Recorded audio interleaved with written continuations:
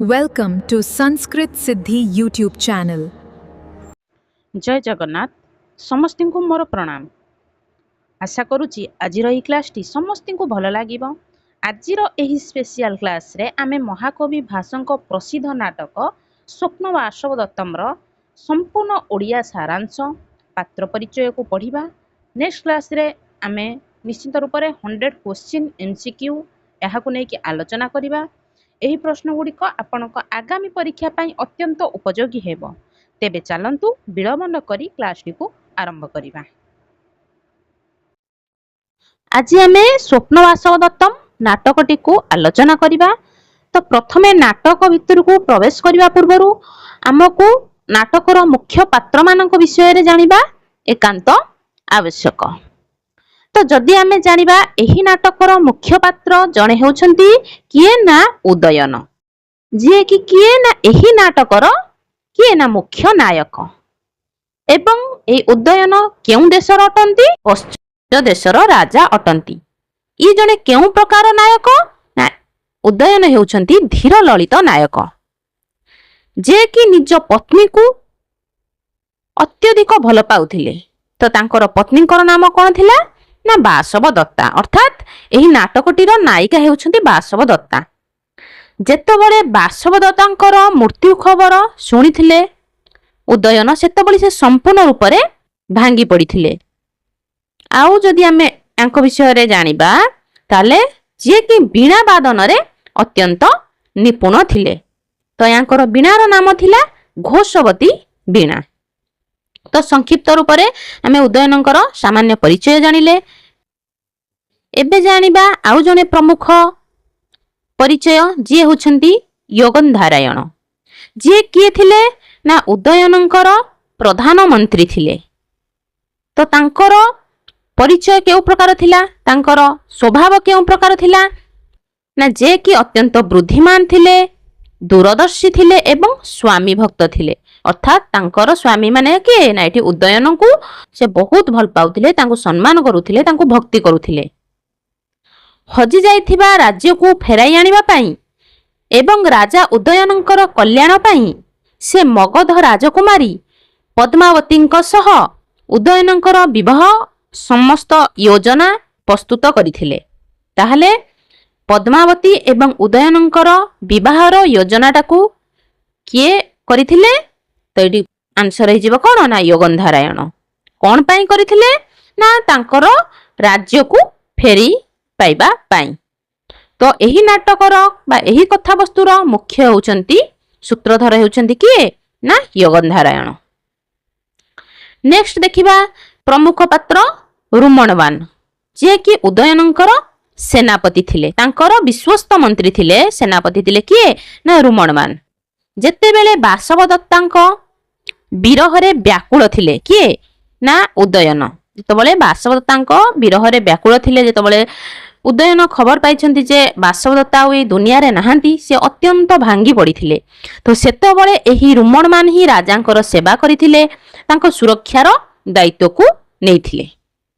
Next प्रमुख पात्र हेउछंती किए ना बसंतक। अर्थात एही बसंतक किए ना सी हेउछंती एही नाटकर किए ना विदूषक, जे कि राजांकर परम मित्र थिले एवं एही नाटकर हास्य रस सृष्टि करुथिबा गोटिए प्रमुख पात्र हेउछंती विदूषक, जहांकर नाम हेउची बसंतक। से सर्वदा राजांक सह रहुतिले, राजांक पाखापाखी रहुतिले किए ना विदूषक।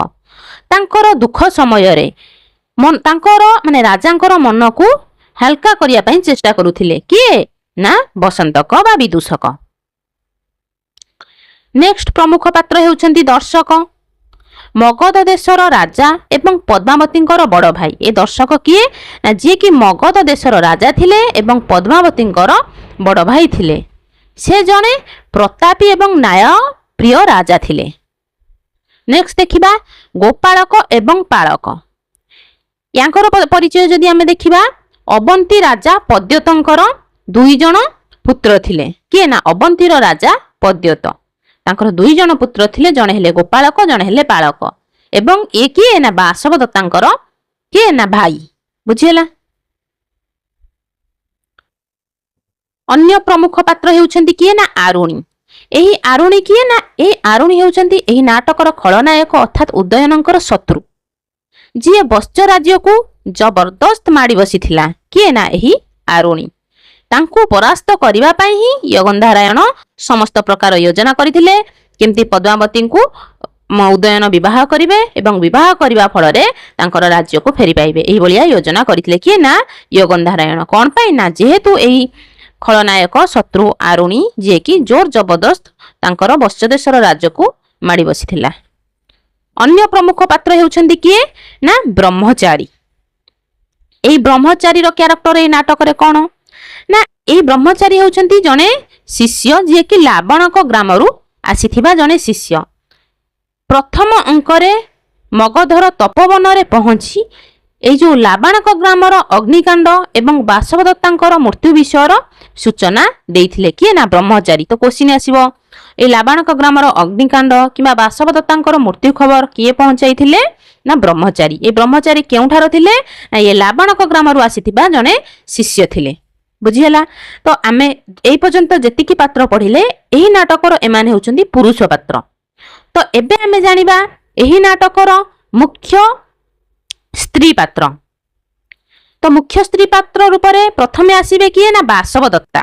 ବାସବଦତ୍ତା କିଏ ନା ଏହି ନାଟକର ମୁଖ୍ୟ ନାୟିକା ଏବଂ ଯିଏକି ଅବନ୍ତୀର ରାଜା ପଦ୍ୟୋତ ମହାସେନଙ୍କର କନ୍ୟା ଥିଲେ। ତାହେଲେ ବାସବଦତ୍ତା କେଉଁଠାର ଥିଲେ ନା ଅବନ୍ତୀର ରାଜା ପଦ୍ୟୋତ ମହାସେନଙ୍କର କନ୍ୟା ଥିଲେ ଏବଂ ସେ ଉଦୟନଙ୍କର ପ୍ରଥମ ପତ୍ନୀ ଥିଲେ, ଯିଏକି ସ୍ୱାର୍ଥହୀନ ଥିଲେ, ପତିବ୍ରତା ଥିଲେ, ଗଭୀର ପ୍ରେମ କରୁଥିବା ଜଣେ ନାରୀ ଥିଲେ, ଯିଏକି ରାଜ୍ୟର ମଙ୍ଗଳ ପାଇଁ ନିଜର ସୁଖ ଏବଂ ନିଜର ପରିଚୟକୁ ବିସର୍ଜନ କରି ଆବନ୍ତିକା ବେଶରେ ପଦ୍ମାବତୀଙ୍କ ପାଖରେ ଦାସୀ ଭାବରେ ରହିଥିଲେ। ବୁଝିହେଲା ବାସବଦତ୍ତାଙ୍କ ବିଷୟରେ। ତ ନେକ୍ସଟ ପ୍ରମୁଖ ପାତ୍ର ଆମେ ପଢିବା ନାରୀ ପାତ୍ର ମାନଙ୍କ ଭିତରୁ ପଦ୍ମାବତୀ, ଯିଏକି ଏହି ନାଟକର ଦ୍ୱିତୀୟ ନାୟିକା। ସେ ମଗଧ ରାଜା ଦର୍ଶକଙ୍କର ଭଉଣୀ। ତାହେଲେ ପଦ୍ମାବତୀ କାହାର ଭଉଣୀ ନା ଦର୍ଶକଙ୍କର ଭଉଣୀ। ଏହି ଦର୍ଶକ କେଉଁଠିକାର ନା ମଗଧର। ବୁଝିହେଲା। ଏହି ପଦ୍ମାବତୀ କେଉଁ ପରିକା ଥିଲେ ନା ସେ ଅତ୍ୟନ୍ତ ସୁନ୍ଦରୀ ଥିଲେ, ଦୟାଳୁ ଥିଲେ, ଉଦାର ଥିଲେ ଏବଂ ସ୍ନେହୀ ମଧ୍ୟ ଥିଲେ। ପରବର୍ତ୍ତୀ ସମୟରେ ତାଙ୍କର ବିବାହ ଉଦୟନଙ୍କ ସହ ହୁଏ। ଅର୍ଥାତ୍ ପ୍ରଥମେ ସିଏ ଉଦୟନ ବିବାହ କରିଥିଲେ ବାସବଦତ୍ତାଙ୍କୁ, ପରବର୍ତ୍ତୀ ସମୟରେ ବିବାହ କରିଥିଲେ କାହାକୁ ନା ଏହି ପଦ୍ମାବତୀଙ୍କୁ। ସେ ବାସବଦତ୍ତାଙ୍କୁ ଆବନ୍ତିକା ବେଶରେ ନିଜର ଭଉଣୀ ପରି ସ୍ନେହ କରୁଥିଲେ ଏବଂ ତାଙ୍କୁ ସମ୍ମାନ ମଧ୍ୟ କରୁଥିଲେ କିଏ ନା ପଦ୍ମାବତୀ। ନେକ୍ସଟ ମୁଖ୍ୟ ନାରୀ ପାତ୍ର ହେଉଛନ୍ତି ଅଙ୍ଗାରବତୀ। ଏହି ଅଙ୍ଗାରବତୀ କିଏ ସେ କେଉଁଠିକାର ରାଣୀ ଥିଲେ ନା ଯିଏକି ଉଜ୍ଜୟିନୀର ରାଣୀ ଥିଲେ ଏବଂ ବାସବଦତ୍ତାଙ୍କର ମାତା ଏବଂ ରାଜା ମହାସେନଙ୍କର ପତ୍ନୀ। ବୁଝିହେଲା। ଅଙ୍ଗାରବତୀ ହେଉଛନ୍ତି ବାସବଦତ୍ତାଙ୍କର ମାତା, ମହାସେନଙ୍କର ପତି ଏବଂ ଉଜ୍ଜୟିନୀର ରାଣୀ ଥିଲେ। ନେକ୍ସଟ ହେଉଛି କିଏ ନା ମହାଦେବୀ। ମହାଦେବୀ କିଏ ନା ଯିଏକି ମଗଧର ରାଜମାତା ଥିଲେ, ଅର୍ଥାତ୍ ପଦ୍ମାବତୀଙ୍କର ଏବଂ ଦର୍ଶକଙ୍କର ମାତା ଥିଲେ। ପଦ୍ମାବତୀଙ୍କ ଭାଇ କିଏ ଥିଲେ ନା ଦର୍ଶକ, ତ ତାଙ୍କର ମାତା କିଏ ଥିଲେ ନା ମହାଦେବୀ। ନେକ୍ସଟ ପ୍ରମୁଖ ପାତ୍ର ହେଉଛନ୍ତି ତାପସୀ। ତାପସୀ କିଏ ନା ତପୋବନରେ ରହୁଥିବା ଜଣେ ବୁଦ୍ଧ ସନ୍ନ୍ୟାସୀ, ଯିଏକି ପଦ୍ମାବତୀ ଆଉ ଆବନ୍ତିକାକୁ ଆଶୀର୍ବାଦ ଦେଇଥିଲେ କିଏ ନା ଏହି ତାପସୀ। ବୁଝିହେଲା। ଏବେ ଦେଖିବା ଏହି ନାଟକର ଅନ୍ୟ ପାତ୍ରମାନେ ଯେଉଁ ରହିଲେ, ଯାହାକୁ ଆମେ ଗୌଣ ପାତ୍ର ରୂପରେ ଦେଖୁଛେ, ସେ ଗୌଣ ପାତ୍ର ମାନଙ୍କ ଭିତରୁ ଆମେ ତାଙ୍କର କିଛି ପରିଚୟ ପଢିବା। ପ୍ରମୁଖ ପାତ୍ର ପରିଚୟ ମାନଙ୍କ ମଧ୍ୟରୁ ଗୌଣ ପାତ୍ର ପରିଚୟ ମାନଙ୍କ ମଧ୍ୟରୁ ପ୍ରଥମେ ଆମେ ଜାଣିବା ଏହି କଞ୍ଚୁକୀ। ତ ଏହି ରାଜପ୍ରସାଦରେ ଏହି କଞ୍ଚୁକୀ ମାନେ ଆମେ ଯଦି ଦେଖିବା, କଞ୍ଚୁକୀ ହେଉଛନ୍ତି ଜଣେ ବୃଦ୍ଧ ଏବଂ ସମ୍ମାନିତ ସେବକ। ନାଟକରେ ଦୁଇ ଜଣ କଞ୍ଚୁକୀ ଅଛନ୍ତି।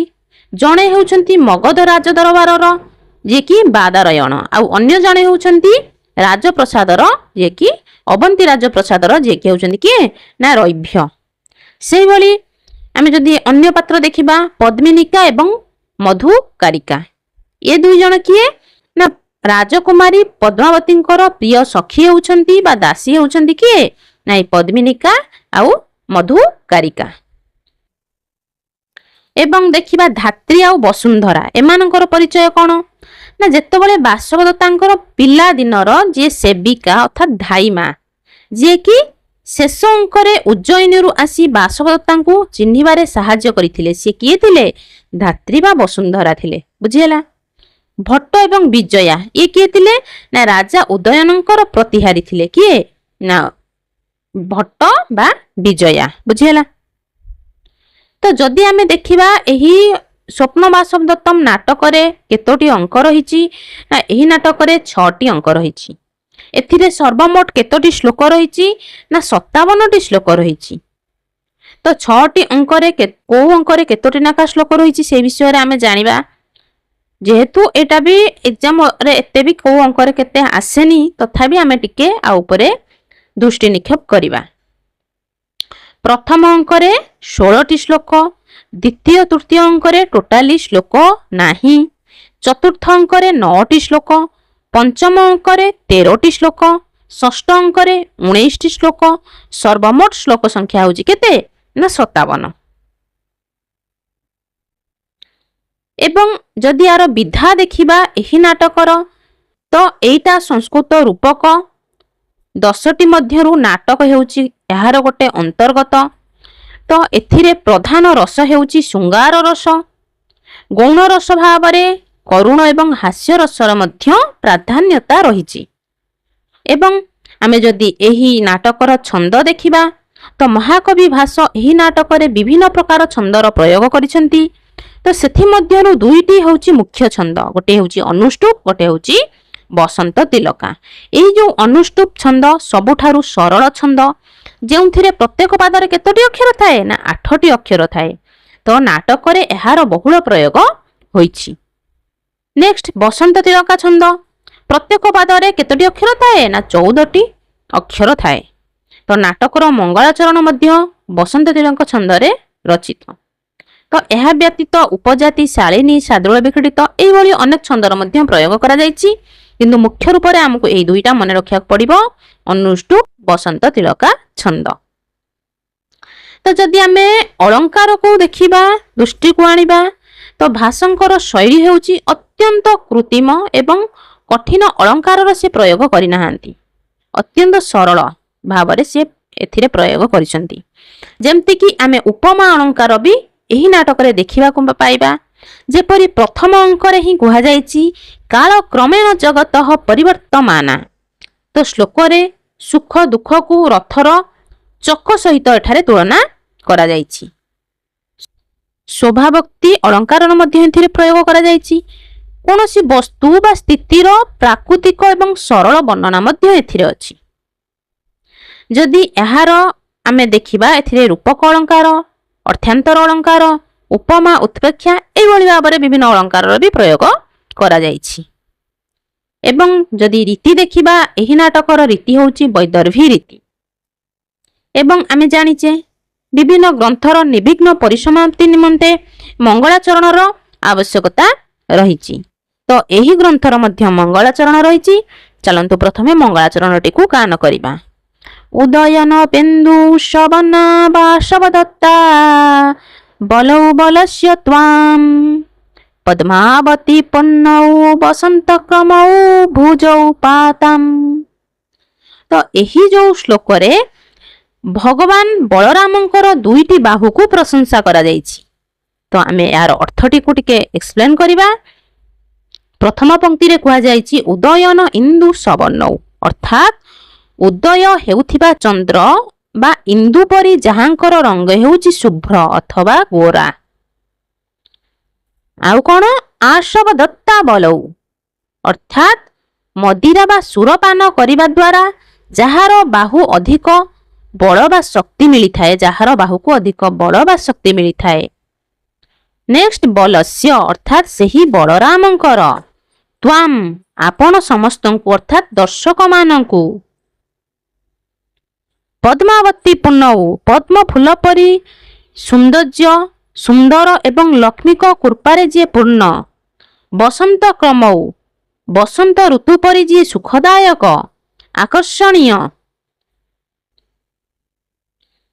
ଭୁଜୌ ସେହି 2ଟି ବାହୁ, ପାତାମ୍ ରକ୍ଷା କରନ୍ତୁ। ଏଭଳି ରୂପରେ ଆମେ ପ୍ରତ୍ୟେକ ପଦର ଆମେ ଅର୍ଥ ଜାଣିଲେ। ଆମେ ଯଦି ଏଟାକୁ ଆହୁରି ଟିକେ ସରଳ ଭାବରେ ଜାଣିବା, ଅର୍ଥାତ୍ ନୂଆ କରି ଉଦୟ ହେଉଥିବା ଚନ୍ଦ୍ର ପରି ଗୋରା ଶୁଭ୍ର, ଆସବ ଅର୍ଥାତ୍ ମଦିରପାନ ଦ୍ୱାରା ଅପାର ଶକ୍ତି ପାଇଥିବା, ପଦ୍ମ ପରି ଅତି ସୁନ୍ଦର ଏବଂ ବସନ୍ତ ଋତୁ ପରି ମନୋହର ଦେଖାଯାଉଥିବା ଭଗବାନ ବଳରାମଙ୍କର ଦୁଇଟି ବାହୁ ସମସ୍ତଙ୍କୁ ଅର୍ଥାତ୍ ଦର୍ଶକ ଏବଂ ପାଠକମାନଙ୍କୁ ରକ୍ଷା କରନ୍ତୁ। ଏହିଭଳି ରୂପରେ ମଙ୍ଗଳାଚରଣର ଅର୍ଥ ରହିଛି।